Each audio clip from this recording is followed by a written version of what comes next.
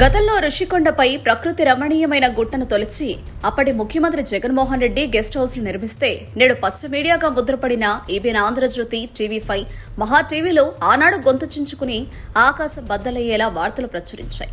పర్యావరణాన్ని నాశనం చేస్తున్నారంటూ పెద్ద ఎత్తున విమర్శలు గుప్పించాయి. అయితే ఇప్పుడు సీన్ మారింది. నేటి ముఖ్యమంత్రి రేవంత్ రెడ్డి ప్రభుత్వం హైదరాబాద్ సెంట్రల్ యూనివర్సిటీలో ఏకంగా 400 ఎకరాల్లో ఉన్న అడవిని బుల్డోజర్లతో నాశనం చేస్తూ నిర్మాణాలు చేపడుతోంది. కానీ ఆనాడు ఋషికొండపై రచ్చ చేసిన ఇదే పచ్చ మీడియా ఇప్పుడు మాత్రం పూర్తిగా మౌనం వహిస్తోంది.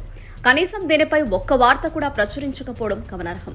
ఋషికొండలో కొద్దిపాటి నిర్మాణాలు జరిగితే భూమి బద్దలయ్యేలా గోల చేసిన ఈ మీడియా సంస్థలు ఇప్పుడు 100 ఎకరాల అడవిని నాశనం చేస్తుంటే కళ్లు మూసుకున్నట్లు వ్యవహరించడం వారి ద్వంద్వ ప్రమాణాలకు నిదర్శనంగా నిలుస్తోంది.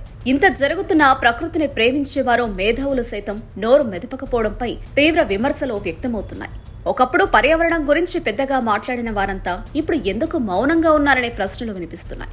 రాజకీయ కారణాల వల్లనే వీరంతా ఇలా వ్యవహరిస్తున్నారా అనే అనుమానాలు కలుగుతున్నాయి. మొత్తానికి ఈ సంఘటన పచ్చ మీడియా యొక్క విశ్వసనీయతను మరోసారి ప్రశ్నార్థకం చేసింది. ఒకరి తప్పును భూతద్దల్లో చూపించి మరొకరి తప్పును కప్పిపుచ్చే ప్రయత్నం చేయడం వారి పక్షపాత ధోరణిని స్పష్టం చేస్తోంది. పర్యావరణ విషయంలో అందరూ ఒకే న్యాయాన్ని పాటించాలని, రాజకీయాలకు అతీతంగా స్పందించాలని ప్రజలు కోరుకుంటున్నారు.